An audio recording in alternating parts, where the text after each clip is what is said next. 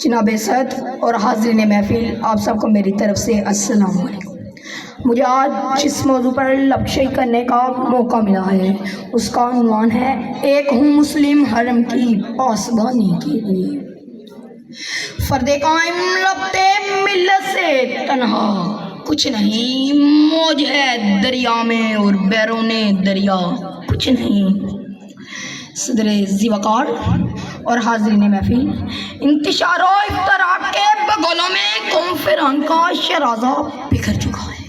مسلم ریاستیں نااتفاقی و بیگانگت کے بہرے بے قراری غرق ہو چکی ہیں اور بامی تصادم میں پائی کے سینے میں پائی کا نیزہ اتر رہا ہے، تو کہیں بھارتی درندوں نے کشمیری پائیوں کو جکڑ رکھا ہے، تو کہیں امریکہ کا نوزائیدہ بچہ اسرائیلی فلسطینی پائیوں کا خون پینے میں مصروف ہیں۔